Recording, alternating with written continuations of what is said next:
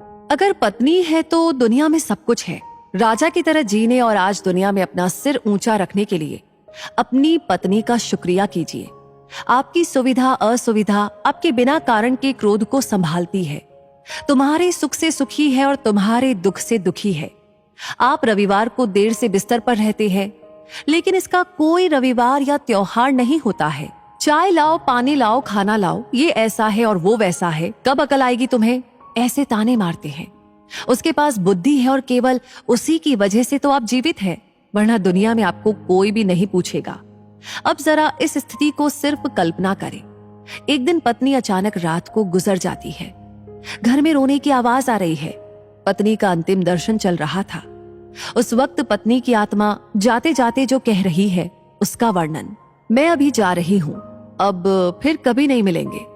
तो मैं जा रही हूं, जिस दिन शादी के फेरे लिए थे उस वक्त साथ साथ जिएंगे, ऐसा वचन दिया था, पर अचानक अकेले जाना पड़ेगा ये मुझको नहीं पता था। मुझे जाने दो, अपने आंगन में अपना शरीर छोड़कर जा रही हूं। बहुत दर्द हो रहा है मुझे, लेकिन मैं मजबूर हूं। अब मैं जा रही हूं, मेरा मन नहीं मान रहा, पर अब मैं कुछ नहीं कर सकती। मुझे जाने दो। बेटा और बहू रो रहे हैं, देखिए मैं ऐसा नहीं देख सकती और उनको दिलासा भी नहीं दे सकती हूँ। पोता बा बा कर रहा है, उसे शांत करो। बिल्कुल ध्यान नहीं दे रहे हैं। हाँ, और आप भी मन मजबूत रखना और बिल्कुल ढीले ना हो। मुझे जाने दीजिए। अभी बेटी ससुराल से आएगी और मेरा मृत शरीर देखकर बहुत रोएगी, तब उसे संभालना और शांत करना।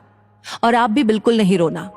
मुझे जाने दो, क्योंकि जिसका जन्म हुआ है उसकी मृत्यु निश्चित है।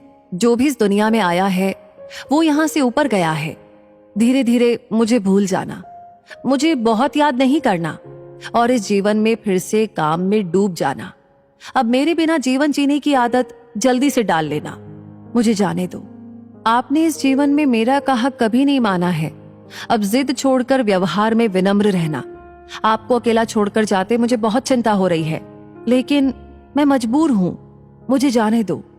आपको बीपी और डायबिटीज है, गलती से भी मीठा नहीं खाना, अन्यथा परेशानी होगी। सुबह उठते ही दवा लेना न भूलना। चाय अगर आपको देर से मिलती है तो बहू पर गुस्सा न करना। अब मैं नहीं हूं ये समझकर जीना सीख लेना। मुझे जाने दो। बेटा और बहू कुछ बोले तो चुपचाप सब सुन लेना। कभी गुस्सा नहीं करना, हमेशा मुस्कुराते रहना, कभी उदास नहीं होना। मुझे जाने दो। अपने बेटे के साथ खेलना, अपने दोस्तों के साथ समय बिताना। अब थोड़ा धार्मिक जीवन जिए ताकि जीवन को संयमित किया जा सके। अगर मेरी याद आए तो चुपचाप रो लेना, लेकिन कभी कमजोर नहीं होना। मुझे जाने दो। मेरा रुमाल कहाँ है, मेरी चाबी कहाँ है। अब ऐसे चिल्लाना नहीं। सब कुछ ध्यान से रखने और याद रखने की आदत डालिए। सुबह और शाम नियमित रूप से दवा ले लेना। अगर बहू भूल जाए तो सामने से याद कर लेना। जो भी खाने को मिले प्यार से खा लेना और गुस्सा नहीं करना। मेरी अनुपस्थिति खलेगी पर कमजोर नहीं होना। मुझे जाने दो।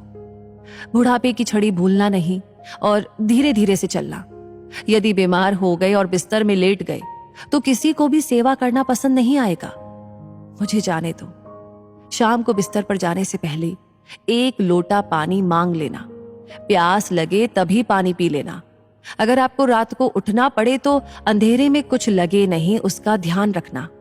मुझे जाने दो। शादी के बाद हम बहुत प्यार से साथ रहे, परिवार में फूल जैसे बच्चे दिए। अब उस फूलों की सुगंध मुझे नहीं मिलेगी। मुझे जाने दो। उठो, सुबह हो गई। अब ऐसा कोई नहीं कहेगा। अब अपने आप उठने की आदत डाल लेना। किसी की प्रतीक्षा नहीं करना। मुझे जाने दो। और हाँ, एक बात तुमसे छिपाई है, मुझे माफ कर देना। आपको बिना बताए बाजू की पोस्ट ऑफिस में बचत खाता खुलवाकर 14 लाख रुपए जमा किए हैं। मेरी दादी ने सिखाया था, 1-1 रुपया जमा करके कोने में रख दिया। इसमें से 5-5 लाख बहू और बेटी को दे देना और अपने खाते में 4 लाख रखना अपने लिए। मुझे जाने दो। भगवान की भक्ति और पूजा करना भूलना नहीं। अब फिर कभी नहीं मिलेंगे। मुझसे कोई भी गलती हुई हो तो मुझे माफ कर देना। मुझे जाने दो। मुझे जाने दो। इस कहानी के बारे में